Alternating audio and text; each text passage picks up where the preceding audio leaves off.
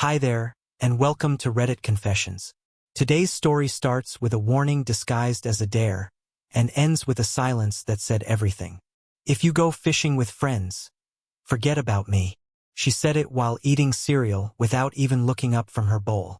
No thunder, no tears, no drama, just a spoon, a crunch, and that sentence. So I said, "Sounds like a great deal," and walked out the door. That's when the countdown started.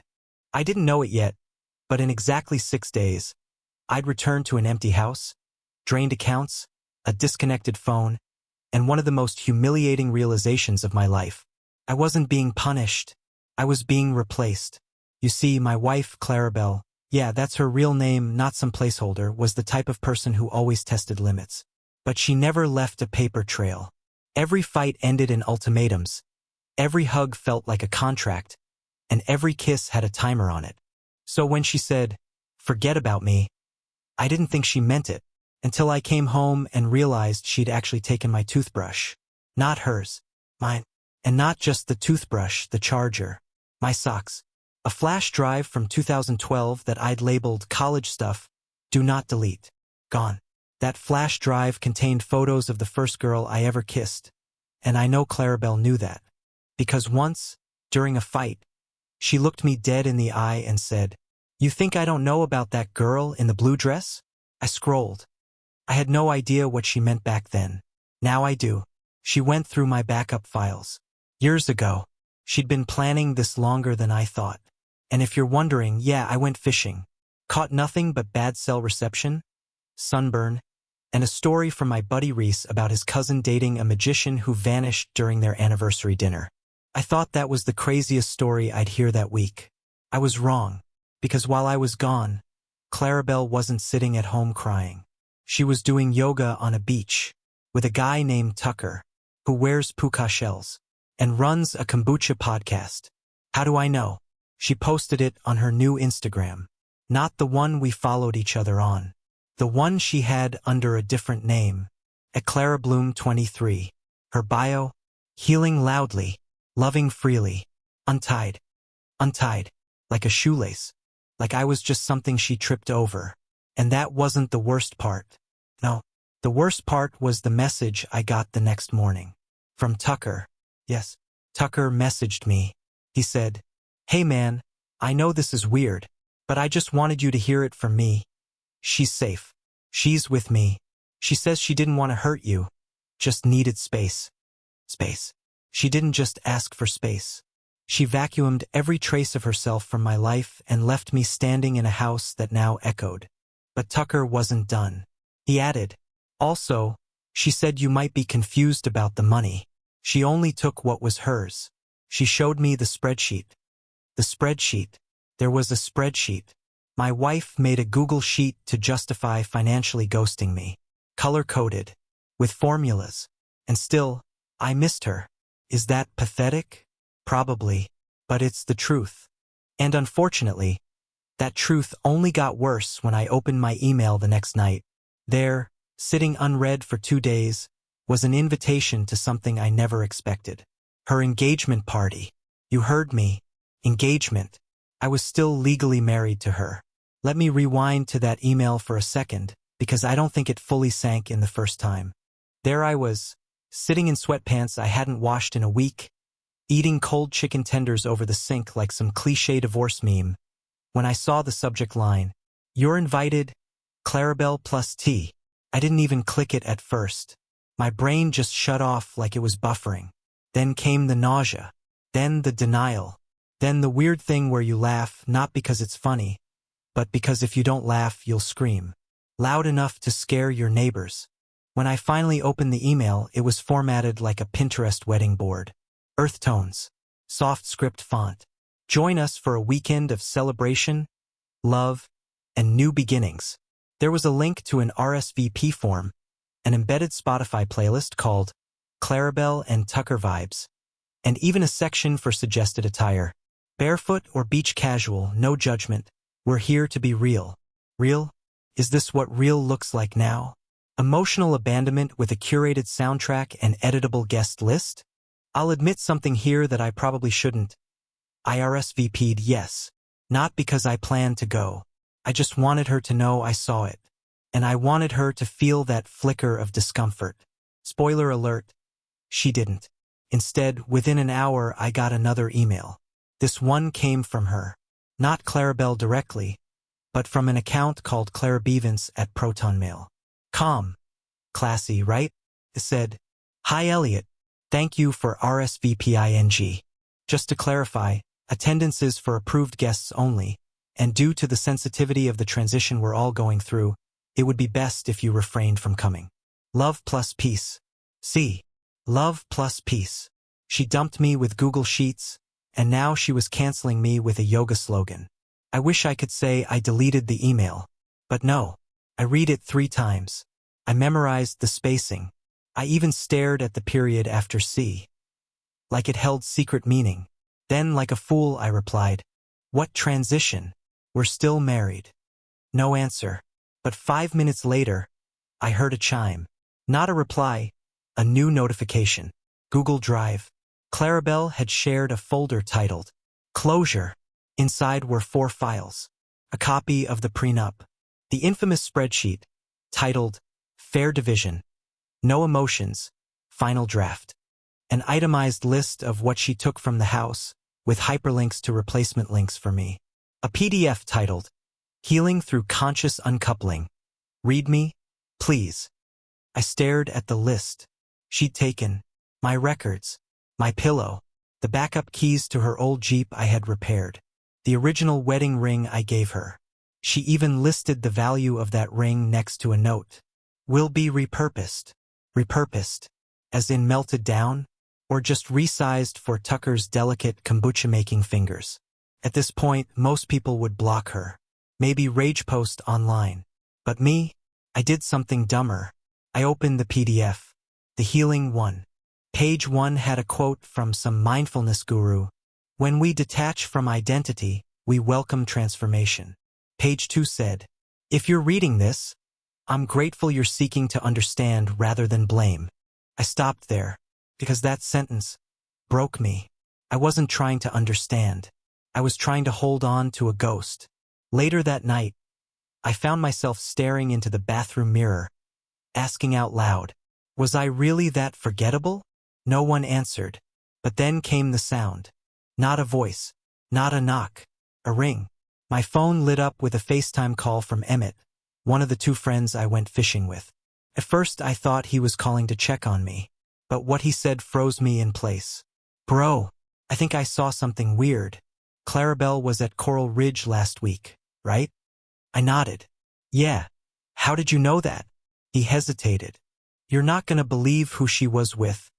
Emmett's voice crackled through my phone like it was struggling to deliver the sentence I was about to hate. "She was with a guy, man. But not just a guy. I'm 90% sure it was Declan. From your old office." I blinked. Declan? That didn't make sense.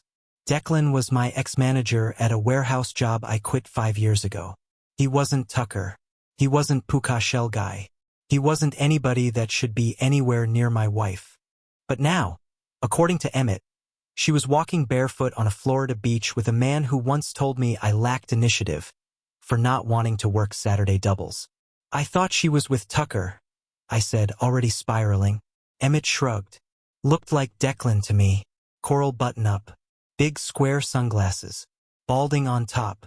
He was holding her hand and carrying her sandals. It was weird. I didn't say anything, just watched from my car. But yeah, definitely looked like her." I hung up feeling like I just swallowed broken glass. Because here's the thing, Declan wasn't just a jerk of a boss.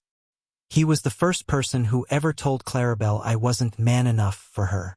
He once laughed at me in front of her at a work barbecue when I brought veggie burgers. He said, and I quote, "Careful, Clarabelle. Keep feeding him that rabbit food and you'll have to carry him over the threshold." She laughed at the time, but it was the kind of laugh you store in your spine and replay on bad days. That memory hit me like a freight train. I needed to know the truth. I wasn't just dealing with betrayal anymore. I was dealing with layers. Was she with Tucker? Or Declan? Was Tucker just a cover story? That night, I did something I'm not proud of. I logged into her old iCloud. She'd once written the password on a sticky note stuck to our router because she kept forgetting it. Guess what? She never changed it. Not even after she left me. Once inside, I found backups, location data, photos, and oh God, the photo that confirmed everything. It wasn't Tucker. It was Declan, wearing the exact same coral shirt Emmett described. They were in a restaurant, one of those upscale ones with long white plates and garnish no one eats. Clarabelle was sipping wine. Declan had his hand on her thigh under the table. There was a timestamp. 2 weeks before she gave me the fishing trip ultimatum.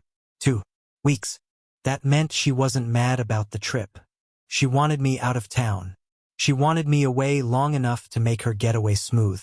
She used my absence as a smokescreen to vanish with the guy who once told me I had feminine energy. I wanted to scream, but all I could do was sit there in the dark, surrounded by the ghost of our marriage, listening to the refrigerator hum like it knew something I didn't. And then came the final slap. I checked the Notes app linked to her iCloud. She used it all the time for meal planning and little lists. I scrolled.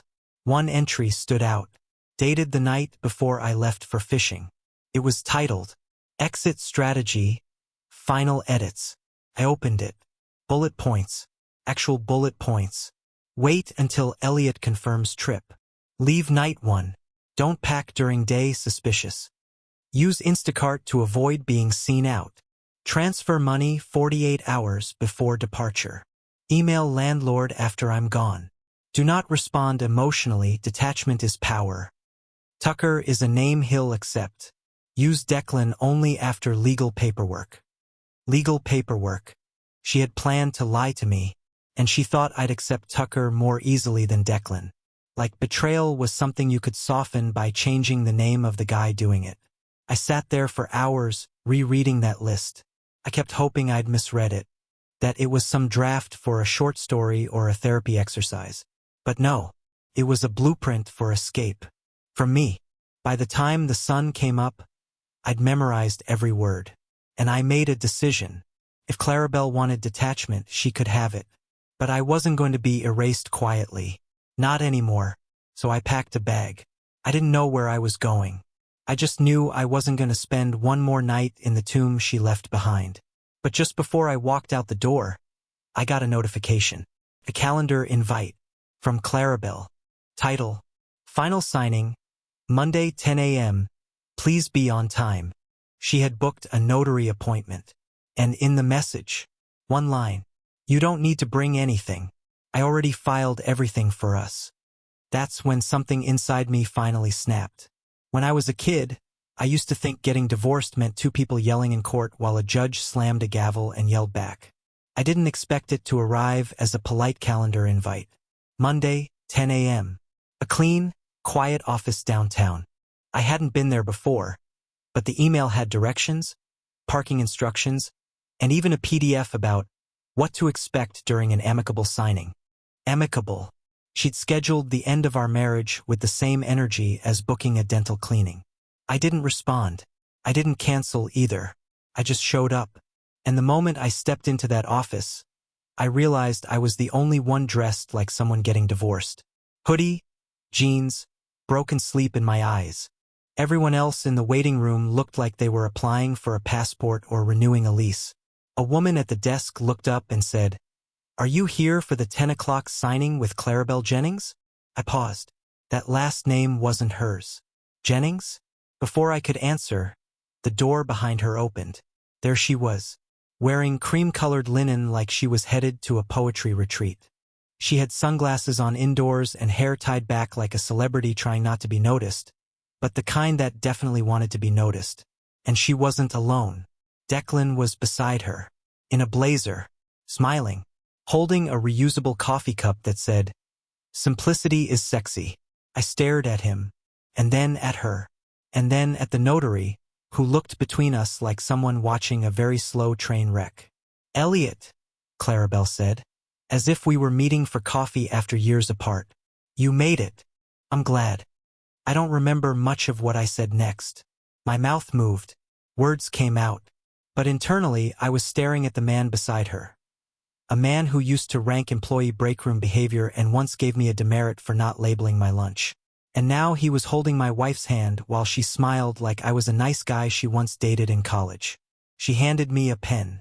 The documents were already printed. My name, her name, the property division, the asset split, the same numbers from the spreadsheet.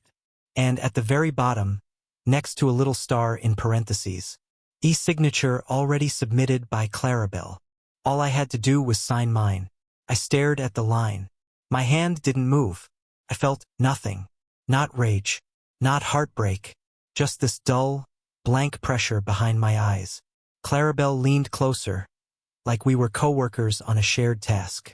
I hope you find peace, Elliot. I really do. And Declan, that absolute caricature of smug masculinity, added, "You're handling this with class, man. Seriously." It was that sentence that did it. Not the betrayal. Not the spreadsheet. Not the gas station in Florida. That stupid, clueless, condescending "you're handling this with class." So I smiled. Just barely. Then I reached into my backpack and pulled out a red folder. I slid it across the table to her. She blinked. "What's this?" I shrugged. "Something I wanted you to have before I signed anything." She opened it. Inside were printed screenshots. Not from her iCloud. Not from Instagram. From the Dropbox account she forgot was still linked to my email. And what was in that Dropbox? A folder named Hold for D. Contained videos. Dozens of them. Some taken at her yoga classes. Some in hotel rooms. Some recorded at my house weeks before she left. And the final one? It was a selfie video. Her face close to the camera. She was whispering, "Declan thinks I'm still deciding. But I'm not. He'll never leave his wife unless I give him something real to chase." Clarabelle froze. Declan leaned forward. "What the hell is this?" She looked at me, pale. "I didn't mean." "Sure you did," I said. "You just didn't mean for me to see it." She pushed the folder away like it was poison. "This doesn't change anything." "No," I said. "But it changes how you walk out of here." I didn't yell. I didn't storm out. I signed the papers. Calmly. Clearly. And then I stood up, looked at Declan, and said, "Tell your wife I said hello. She might be interested in the part after the video ends." I left them sitting there in silence. By the time I reached my car, I was shaking. Not because I was heartbroken, but because, for the first time in months, I felt like myself again. But this isn't the end. Because exactly 1 week later, Declan's wife emailed me. And what she told me turned this story inside out. 7 days after I signed my marriage away, I got an email that felt like someone had reached through my screen and punched me in the chest. The sender? Genevieve Callahan. Subject line? "I think we need to talk. Dee's wife." I sat there frozen, reading her name again and again. Declan's wife. I had only met her once at a corporate dinner years ago. Soft-spoken, serious, the kind of woman who smiled out of politeness, not joy. I remember she wore navy blue and corrected Declan when he mispronounced arugula. That night, he whispered to Clarabelle that she was emotionally constipated. Clarabelle laughed. So did I. Now it made me sick. I didn't open the email right away. I sat with my laptop on my thighs for 10 full minutes, just listening to my heartbeat and the sound of my refrigerator humming, that weird soundtrack my life had acquired since Clarabelle left. When I finally clicked it, this is what it said. "Hi, Elliot. I know this is uncomfortable. Believe me, I didn't want to reach out. But I think you deserve to know a few things.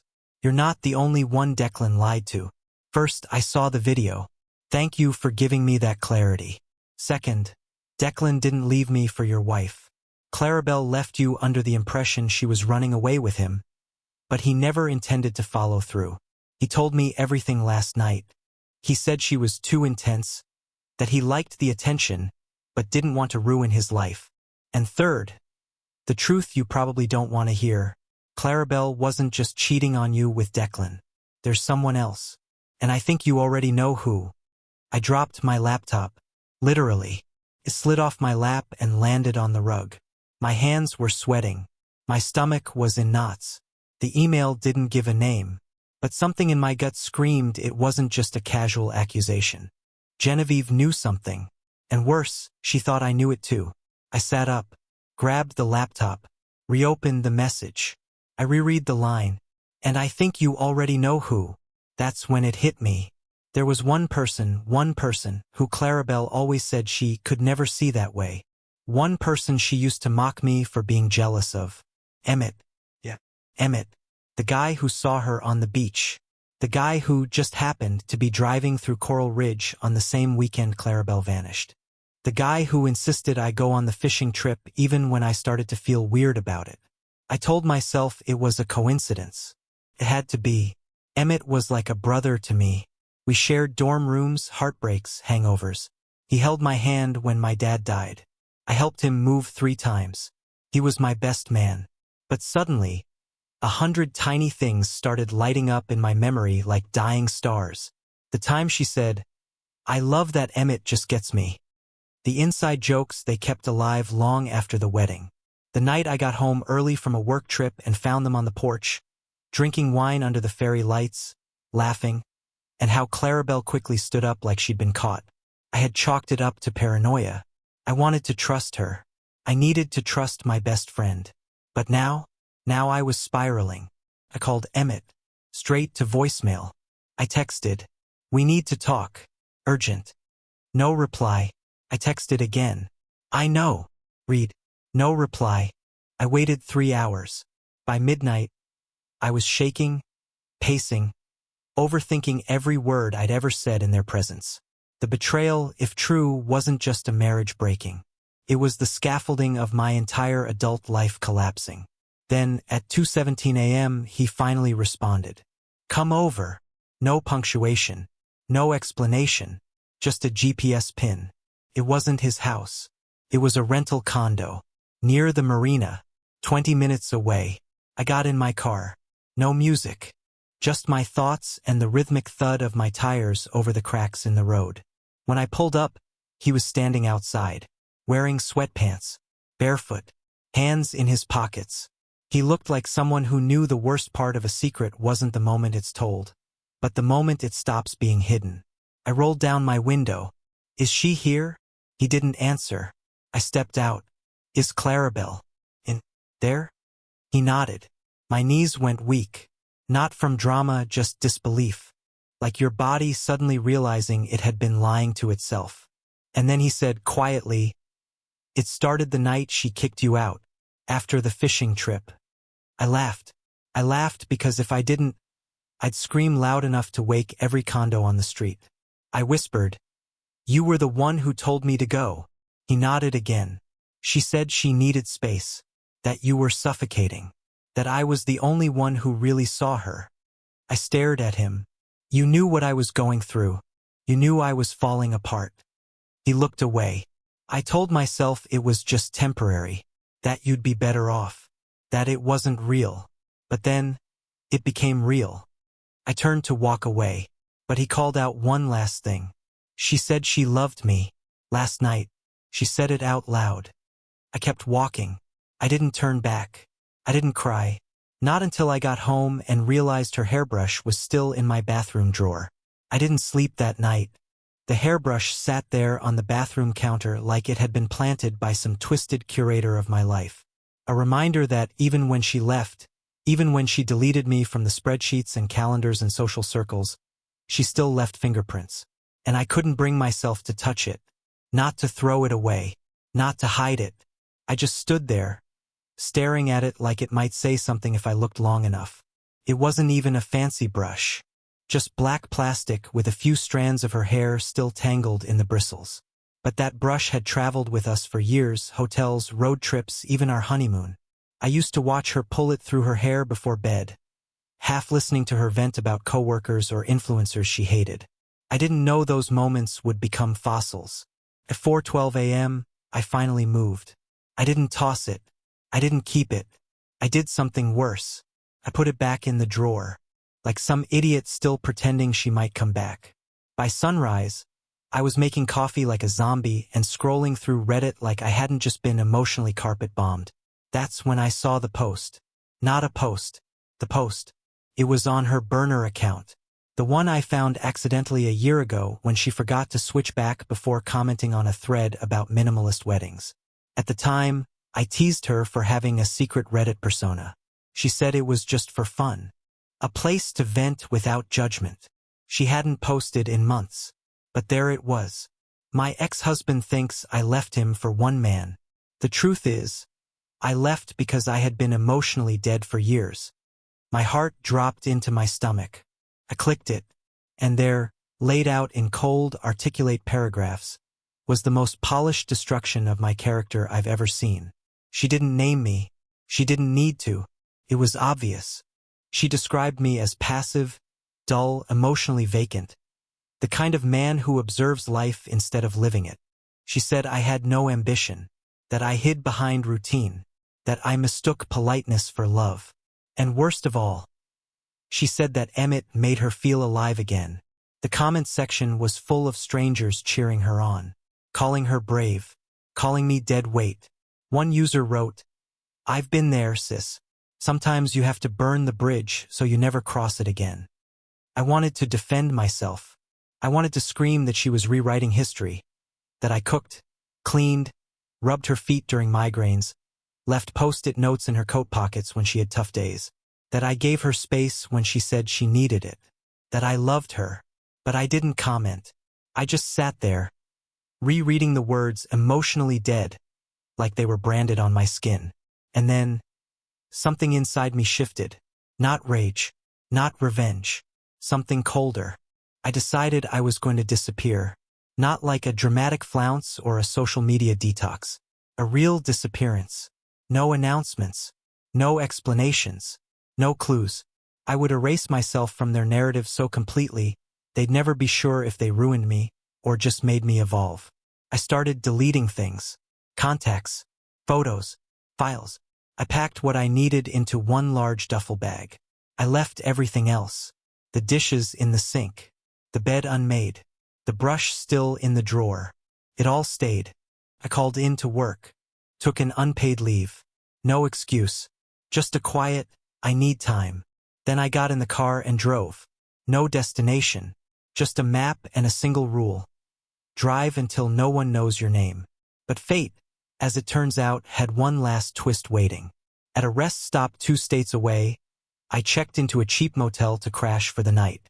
The room smelled like disinfectant and damp carpet, but I didn't care. I just needed quiet. I turned on the TV not to watch, just for background noise. That's when I saw her, Clarabelle, on the screen. Not live, not in person, in a YouTube ad. She wasn't promoting a product. It was one of those new age healing retreats. Yoga, journaling, emotional unblocking.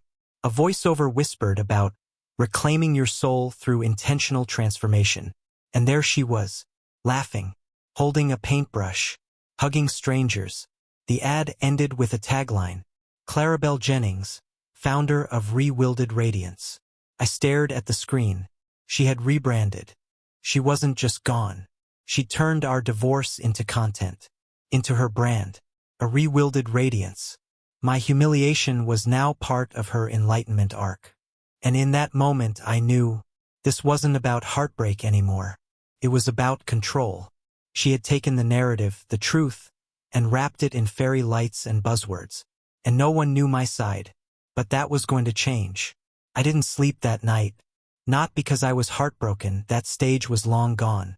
What I felt now was harder to name. It was like watching your own life play out on a stage, rewritten by someone who never cared to get the details right. Clarabelle Jennings, founder, speaker, enlightened visionary. She wasn't the woman who whispered lies to Declan. She wasn't the one who climbed into Emmett's bed while mine was still warm. She wasn't the woman who left a spreadsheet behind instead of an apology. No, she was now a brand. Her face was splashed across promo reels. Her voice layered with piano music, whispering about boundaries, vibrational healing, and feminine fire. I kept watching, not because I wanted to, but because I needed to understand what kind of reality she was constructing, and how she'd managed to erase me from it entirely. It wasn't just one ad. She had a channel, podcast, merch, She had re-wielded herself so completely that I started to wonder if I'd imagined the years we spent together. And then I found the episode that broke me. It was titled, "When I Left a Life That Looked Fine from the Outside." I clicked play. She talked about numbness, about being silenced, and without ever naming me, described a man who was nice but hollow, devoted but dim, a safe space that turned into a cage. I stared at the screen, stunned. She described our marriage like it was something she endured, like being loved by me was a weight she carried until she had the courage to let go. And the worst part? People loved it. Thousands of likes, hundreds of comments. "You're so brave. This is why I left my emotionally distant partner too. I felt this in my soul." He never saw the real you. She was now the poster child for midlife awakening. And I was the invisible shadow in her story, the dull, gray background she painted herself against. For a moment I thought about responding, writing a post, recording a video, screaming my truth into the void. But I knew how that would look. I'd become the bitter ex, the jealous man, the one who couldn't handle a woman's glow-up. So I did something else. I drove back. Not to her. Not to Emmett. Not to the life I left. I drove back to her mother's house. You see, during one of our last holiday dinners together, Clarabelle got drunk and said something she thought I'd forget. "If I ever lose everything, I'll run back to Mom. I know she'll take me in no matter what." So I figured, if I wanted to find the part of her that hadn't been rebranded yet, that's where I'd have to look. It was a gamble, but I needed answers. Not closure. Just something real, something not filtered through hashtags and healing mantras. Her mother, Judith, opened the door in a robe, holding a half-eaten apple and blinking at me like I was a ghost. "Elliot, can I come in?" She didn't say yes, but she stepped aside. Her living room hadn't changed. Same flowered couch. Same too loud ticking wall clock. I sat down while she made tea because in her house, grief always came with tea. "I saw the videos," I said. She nodded slowly. "I did too. And..." She set the mug down. "I don't recognize her either." I looked at her. "She visited last week," Judith continued. "She brought some PR woman with her. Said they were doing a shoot for a self-discovery retreat. She moved furniture, rearranged my bookshelf, took photos of herself meditating in front of the fireplace." I laughed. Couldn't help it. "She meditated here?" Judith nodded. "Told me to keep the dog out of the frame." I leaned forward. "Why are you telling me this?" She looked me dead in the eye. "Because I know you loved her. And because she lied to you. About Declan. About Emmett. And about something else you deserve to know." My heart thudded. She didn't just leave you for them. That started long after she left mentally. The real first betrayal? Judith's voice softened. "It was that friend of hers. The one from the yoga center. Jessa." My stomach dropped. Jessa. She was one of Clarabelle's oldest friends. The one who introduced her to emotional grounding. The one who always smiled too long at me. The one who used to text her late at night with weird dream interpretations. "She stayed here for a weekend last fall," Judith said. "And I found a note she left behind. It was to Clarabelle. It said, 'I can't keep pretending you don't mean more than just a friend. If you go back to Elliot, I'll vanish. And I think you already know what you want.'" I sat there in silence. That moment, it rewrote everything. Not because I was betrayed again, but because none of it was ever about me. I wasn't abandoned for someone stronger, better, more spiritual. I was just in the way. Clarabelle wasn't chasing love. She was chasing freedom. She wanted to become someone new. And to do that, she had to burn every version of herself that knew me. So I stood up. Judith didn't stop me. As I reached the door, she said one last thing. "I don't think she'll ever tell the truth, Elliot. Not even to herself. But if you ever do, don't whisper it." 2 weeks after that conversation with Clarabelle's mother, I moved into a small, one-bedroom apartment above a bookstore in a town no one's ever heard of. No Wi-Fi, no package lockers, just a crooked mailbox, a broken porch light, and the sound of wind pushing leaves down the alley at night. It was perfect. I didn't run away. I just stopped chasing a version of myself I didn't believe in anymore. The man who existed only in Clarabelle's narration, in Emmett's silence, in comment sections full of strangers clapping for her bravery. Instead, I did something strange. I started writing. At first, it was just scraps in a notebook, then longer entries, then a short essay, then a post. I didn't name names. I didn't attack. I just told the truth. My truth. About how it feels to be rewritten by someone you once loved more than yourself. About the slow, quiet unraveling of a man who thought love was enough. About how betrayal doesn't always scream. Sometimes it whispers, gaslights, and hashtags its way into your life. People started responding. Not with pity, with recognition. Turns out, I wasn't the only one who'd been cast as the background in someone else's reinvention story. Then something unexpected happened. The local bookstore owner, a guy named Ruben with the posture of a question mark and the soul of a poet, read one of my posts and asked if I wanted to speak at a community writing night. I almost said no, but I remembered what Judith told me at the door. If you ever tell the truth, don't whisper it. So I went. I read something out loud for the first time in years. I thought I'd choke on the words, but I didn't. I looked up when I finished. A few people were nodding. One person wiped their eye, and Ruben clapped first. That night, I walked home without checking my phone once. Not to see if Clarabelle had posted another video. Not to see if Emmett had unblocked me. Not to see what the world was saying. Because for the first time in a long time, I didn't need an audience. I had my own story back. And yeah, I still keep the hairbrush. Not as a shrine, but as a reminder. That healing doesn't mean forgetting. It means remembering and still choosing yourself anyway. So now it's your turn. Have you ever watched someone rewrite the past and tried to take the pen back? Or maybe you've been Clarabelle in someone else's story. Be honest, we all play roles. Drop your wildest, most honest experience in the comments below, and let's talk about it. This has been another true story on Reddit Confessions. Thank you for listening. And if this story hit something in you, don't forget to subscribe. We're just getting started.